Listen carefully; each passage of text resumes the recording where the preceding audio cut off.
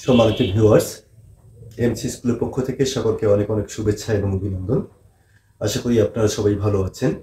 আজকে আপনাদের সামনে আলোচনা করব প্রথম প্রান্তিক মূল্যায়ন পরীক্ষা প্রথম শ্রেণী। অনেকেই এই ভিডিওটির জন্য আমাকে রিকোয়েস্ট করেছেন।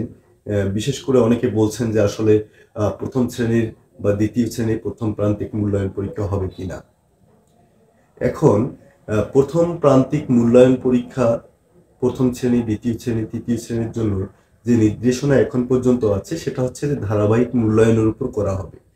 তারপরেও আমি বলবো যে বিষয়গুলো বাচ্চাদের না পড়ালেই নয়, সেই বিষয়গুলো আজকে নিয়ে আলোচনা করব।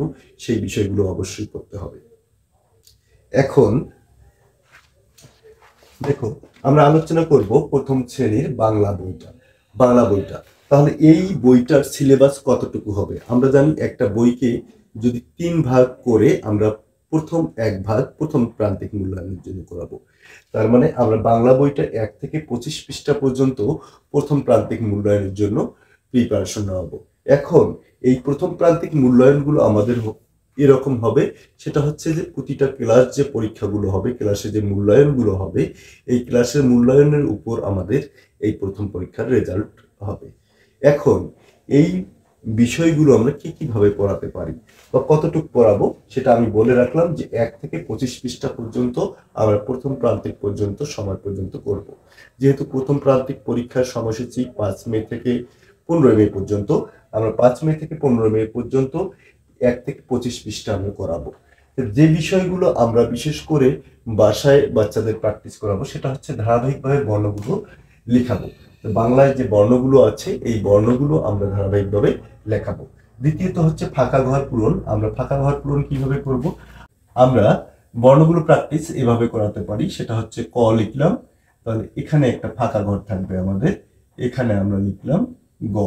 তাহলে এরকম করে আমরা ফাঁকা ঘরগুলো পূরণ করাবো। ফাঁকা ঘরে যে বর্ণগুলো বসবে সে বর্ণগুলো বসানো প্র্যাকটিস করব। তারপর বলছি বর্ণ দিয়ে শব্দ গঠন। আমরা বর্ণ দিয়ে শব্দ গঠন, ক দিয়ে একটি শব্দ তৈরি করব। তাহলে ক দিয়ে আমরা একটা শব্দ তৈরি করব। তাহলে বইয়ে যে শব্দগুলো তৈরি করা আছে, যে শব্দগুলো, এই শব্দগুলো বর্ণ দিয়ে শব্দগুলো আমাদের তৈরি করতে হবে, শব্দ গঠন করতে হবে। দ্বিতীয়ত হচ্ছে কার চিহ্ন যোগে শব্দ গঠন। কার চিহ্ন দিয়ে আমরা কার চিহ্ন যে কার চিহ্নগুলো আছে, কার চিহ্ন দিয়ে শব্দ গঠন করবো। আমরা কার, এটা আকার দিয়ে আমরা একটা শব্দ গঠন করলাম। মনে করো আমরা লিখলাম আম, বা লিখতে পারি আমরা মামা। তাহলে এই যে কার চিহ্ন দিয়ে আমরা কি করলাম, শব্দ গঠন করলাম। এভাবে প্রতিটা কার চিহ্ন দিয়ে কি করব, শব্দগুলো গঠন করা শেখাবো।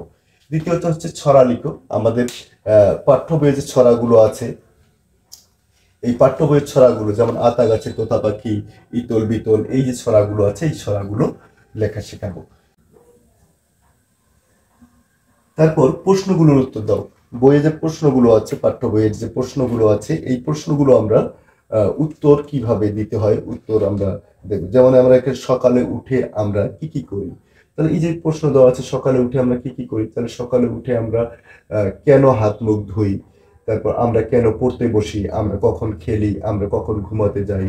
এরকম করে আমাদের বইয়ের যে অনুচ্ছেদগুলো আছে এই অনুচ্ছেদগুলো থেকে প্রশ্ন তৈরি করে তাদের কাছ থেকে উত্তর কিভাবে দিতে হবে এই উত্তরগুলো আমরা লিখে নেব, নতুবা শুনবো আর কি। তারপর হচ্ছে ছবি দেখে নাম লেখো। আমাদের এখানে বইয়ে যে ছবিগুলো আছে এই ছবিগুলো দেখে আমাদের নাম লিখতে হবে। তারপর দেখো তোমার পরিচয়। আমাদের বইয়ের প্রথমেই দেখবেন আপনারা, এই বইটার প্রথমেই দেখবেন হচ্ছে আমার পরিচয়। বিশেষ করে বাচ্চারা কোথাও বেড়াতে গেলে বা কোথাও গেলে এই পরিচয়টা জিজ্ঞেস করে, তোমার নাম কি, তুমি কোন শ্রেণীতে পড়ো, তোমার রোল কত, তোমার বিদ্যালয়ের নাম, অথবা তোমার পিতার নাম, তোমার মাতার নাম। এই বিষয়গুলো আমরা বাংলার এই বিষয়গুলো অবশ্যই বাচ্চাকে শেখাবো। এরপর আমরা দেখব ইংলিশটার জন্য আমি বলবো, ইংলিশের জন্য প্রথমে আমরা যে লেটার রাইটিং, এ থেকে জেড পর্যন্ত যে লেটার রাইটিং আছে, লেটারগুলো আছে, ক্যাপিটাল লেটার এবং স্মল লেটার, দুইটা লেটারে আমরা শেখাবো এ থেকে জেড পর্যন্ত।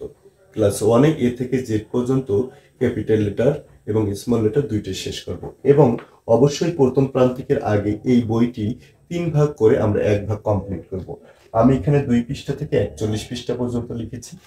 এবং এখানে দেখো লেটার রাইটিং, তাহলে লেটার রাইটিং আমাদের এ থেকে জেড পর্যন্ত লেটার স্মল এবং ক্যাপিটাল দুটোই আমরা শেখাবো। তারপর দেখেন ওয়ার্ড মেকিং, আমরা বিভিন্ন যে লেটারগুলো আছে এই লেটারগুলো দিয়ে আমরা ওয়ার্ড আমরা বলতে পারি, যেমন সি ফর ক্যাট, সি দিয়ে আমরা লেটার, সি দিয়ে কাউ, সি ডি দিয়ে ডগ, ডি দিয়ে ডাক, এরকম করে আমরা লেটার দিয়ে ওয়ার্ড লেখা শেখাবো। এবং ওয়ার্ড মিনিং গুলো আমাদের জানতে হবে, ক্যাট মানে কি, কাউ মানে কি, ডগ মানে কি, মেকিং এবং মিনিং দুইটাই আমরা শেখাবো। তারপর দেখো আমাদের বইয়ে যে রাইমস আছে এই রাইমসটা আমরা চেষ্টা করব বাচ্চাদেরকে না দেখে লেখার। যেমন টু লিটিল হ্যান্ডস, তার টু লিটিল হ্যান্ডস যে এই যে রাইমসটি আছে এই রাইমসটি আমরা লেখা শেখাবো। তারপর দেখো পিকচার নেম, তাহলে আমাদের এরকম কিছু পিকচার দেওয়া থাকবে, যেমন এখানে ডিমের ছবি দেওয়া থাকবে, এই ডিমের ছবি দেখে তাকে লিখতে হবে ইগ। তারপর এখানে ঈগলের ছবি আছে, ঈগলের ছবি দেখে এইটা কি এটা লিখতে হবে। তারপর মাছের ছবি দেখে এটা ইংরেজি কি এটা লিখতে হবে। এভাবে ব্যাঙের ছবি দেখে এর ইংলিশ কি এভাবে লিখতে হবে, পিকচার নেম। তারপর দেখো রিয়ারেঞ্জ, এই বাক্যগুলোকে আমরা এলোমেলো করে দিতে পারি। আমরা এখানে বললাম যে ক্যাট, ক্যাট, ক্যাট, এই ক্যাটটাকে আমরা এভাবে লিখতে পারি, সেটা হচ্ছে আমি লিখলাম এ টি সি, তাহলে এ টি সি এখানে এরকম ভাবে লেখা থাকবে, এটাকে আমরা এভাবে সাজিয়ে লিখব। অর্থাৎ বাক্যগুলোকে, অর্থাৎ লেটারগুলোকে আমরা এলোমেলো ভাবে দেব, ওরা সাজিয়ে লিখবে। তারপর হচ্ছে নাম্বারস, আমাদের যে 1 2 3 4 5 এভাবে যে নাম্বারগুলো দেওয়া আছে এই নাম্বারগুলো তারা প্র্যাকটিস করবে। এই বিষয়গুলো আমাদের ইংলিশে ক্লাস 1 এর প্রথম প্রান্তিক পর্যন্ত এই বিষয়গুলো অবশ্যই বাচ্চাকে শেখাতে হবে। এবার দেখবো আমরা গণিত। গণিতে পৃষ্ঠে 1 থেকে 53 পর্যন্ত প্রথম শ্রেণীর যে বাচ্চাটা আছে তাকে মানে যোগ বিয়োগের ধারণা দেওয়া খুবই জরুরি, যে কারণে আমাদের যোগ বিয়োগ পর্যন্ত যেতে হবে। এখানে দেখো কথায় লেখো, অঙ্কে লেখো বা শতকে লেখো, তাহলে কথায় লিখবে সে অঙ্কে লিখবে। আমাদের পাঠ্য বই থেকে আমরা কথায় লেখো এবং অঙ্কে লেখো, এখান থেকে আমরা কথায় লেখো এবং অঙ্কে লেখোগুলো মুখস্থ করাই লেখাবো তাদেরকে। তারপর দ্বিতীয়ত দেখো ছবি দেখে গণনা করো। এখানে ছবি, এরকম কিছু ছবি দেখে তাদেরকে, বা পরীক্ষা এরকম পরীক্ষা ভাবে নিতে পারি আমরা। এখানে 1 2 3 4 5 6 7টি, তাহলে এখানে যে ছবিগুলো আছে এই ছবিগুলো দেখে কয়টি আছে এইটা আমরা লেখা শেখাবো। তারপর দেখো ছোট থেকে বড় এবং বড় থেকে ছোট, আমরা কিছু এলোমেলো সংখ্যা দেব, সেখান থেকে আমরা কিছু এলোমেলো সংখ্যা দিতে পারি। আমি এখানে দিলাম যে 6, তারপর দিলাম 5, তারপর 3, 1, হ্যাঁ, এভাবে এলোমেলো সংখ্যাগুলো লিখতে পারি। এরা ছোট থেকে বড় এবং বড় থেকে ছোট, অর্থাৎ সাজিয়ে লিখবে। এটা ছোট থেকে বড় হতে পারে, বড় থেকে ছোট হতে পারে। তারপর ছবি দেখে গণনা করো, এটা 2 বার লিখে ফেলছি আমি, ছবি দেখে গণনা করো। তারপর আমরা যোগ করো, আমাদের পাঠ্য বইয়ে যে ছোট ছোট যোগগুলো আছে এই যোগগুলো করাবো। এবং বিয়োগ করো, আমাদের পাঠ্য বইয়ের যে বিয়োগগুলো আছে ছোট ছোট এই বিয়োগগুলো আমরা করাবো। তাহলে এই ছিল আমাদের গণিত, যে বিষয়গুলো আমাদের বাধ্যতামূলক প্রথম প্রান্তিক মূল্যায়নের আগেই শেষ করতে হবে, এই বিষয়গুলো আমাদের শেষ করতে হবে। তাহলে এই ছিল আজকে আমাদের প্রথম প্রান্তিক মূল্যায়ন 2024 প্রথম শ্রেণীর জন্য যে সিলেবাস, সেই সিলেবাসটি নিয়ে আমি আলোচনা করলাম।